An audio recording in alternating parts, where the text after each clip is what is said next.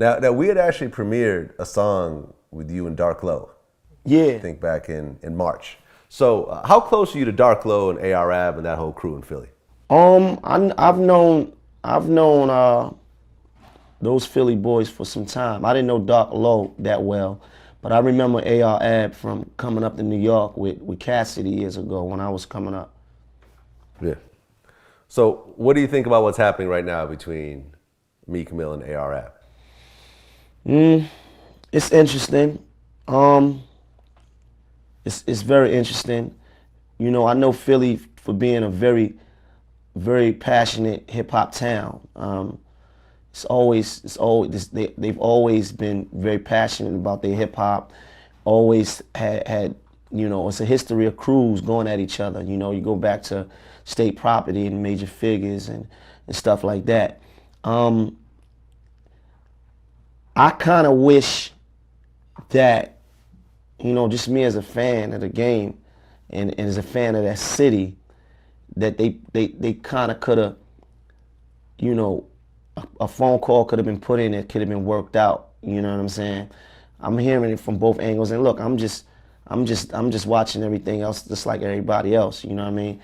Maybe a call could have been put in, you know, so that understanding could be understood. Because let me tell you though, communication is the foundation for everything. I can't have a problem with a man if we reach an understanding. If I sense that there's a problem, then I say, you know what? Let me call this dude. Let me see what.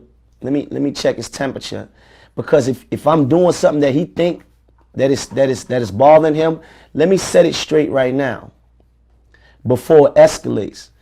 That's true G shit to me. Let's nip it in the bud before it even get anywhere else, if need be. But I mean, sometimes the show must go on though, so it is what it is.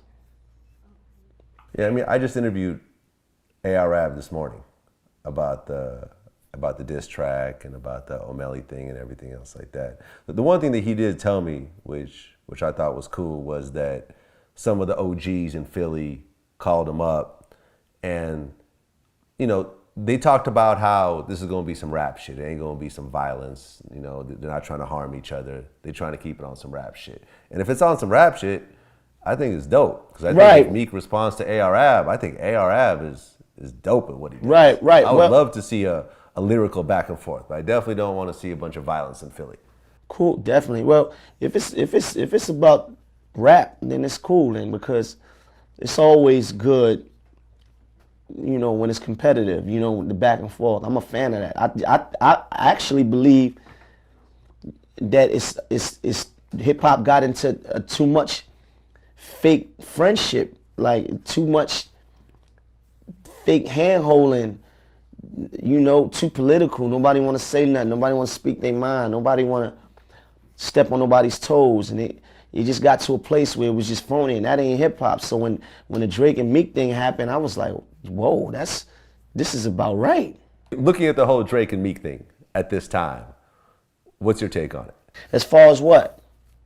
Well, as far as who do you think is winning right now as a hip hop fan? Man, they both winning. They two black men feeding their families, you feel me?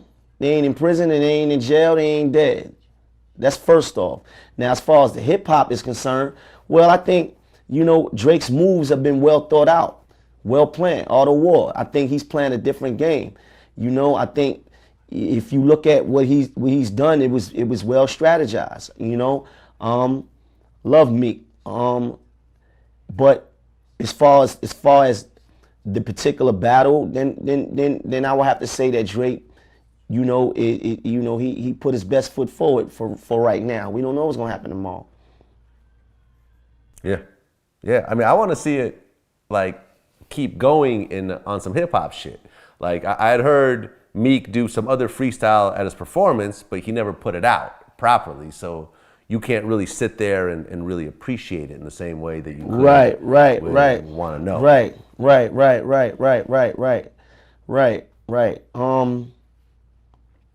Yeah, you know, I don't got a problem with the back and forth. I'm a fan of it. I'll be the first one up listening to it, you know, because I come from that, like the competitiveness, you know what I'm saying, and call somebody out.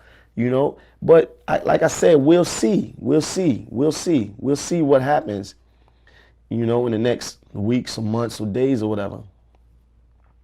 I mean, a lot of people don't know, but you came out on some beef shit. Like Yeah, I was having your a lot early of beef. records where you were calling people out by name. I was having a lot of drama. That was my initiation. When you came out with, what was it, Rumors? Rumors, yeah. Rumors Right. was the, Was there more than one record? I remember Rumors. Was there another It one? was also? Rumors, and then it was a song called "Take It Like a Man." It was a couple shots. It was a couple of shots that I took at a lot of artists that I'm actually cool with today, you know. But you gotta understand, I was a different person at that point, and the game was different also. Like, you know, it was more or less about me coming out and trying to make a name for myself, and me actually being who I said I was. You know, I still came home on I came out at the tail end of street credibility. That shit don't matter no more today. You don't have to have street credibility. You don't have to be associated with the streets to be accepted in this genre. But I came home at the tail end of you know, of that era when 50 was reigning supreme. So it was like, this is a joke. These dudes ain't really living like that. This was my take on the game in general. Like, these dudes, you know what I mean? I'm really who I say I am. So I ruffled a lot of feathers back then. But you know, the music was pure, and that's why I was at that point in my mind and soul. So it came out dope. Rumors was the record that got me in the game and got me noticed. It got me my first record deal. You know, it also got me, you know, a lot of artists not wanting to work with me. But it got me the recognition that I was trying to get. But the game is different now. You know, it's not as aggressive. So, you know, times change. Like I said, we gotta adapt to them. So any of the artists that you actually called out in these songs, did any of them actually respond on record? Nah, but nobody responded on record really. But I used to hear a lot of whispers that people were unhappy in you know, with some of the things that I was saying back then. The only person that really, two people addressed me, and I have the utmost respect for them to this day. Two people addressed me. One, and we good friends to this day. That's my brother, Raekwon. Raekwon addressed me. He put a call in. He had a call. He put a call in, and through somebody that we both was mutual friends, and he told me his piece. I told him my piece, and then we got over it, and it was me and him was great friends to this day. You know, the other person that addressed me, and he addressed me face to face on some G shit. I was standing outside this building, and somebody said, "Yo, Puff want to talk to you." I said, "Oh shit." I got the utmost respect for homie. You know, cause we got past that also, and I guess he understood. He seen niggas like me come around and come and go, so he got past that. You know, we got a chance to work together, and so it was cool. But those are the only people that really ever said anything to me. Okay. So what was the line that you said about Puff? I had a song, "Take It Like a Man," where I was basically trying to make a statement. This is after Rumors, when I was just like saying, Bad Boy is dead, Wu-Tang is dead. I was just being flagrant, not respecting my elders, you understand?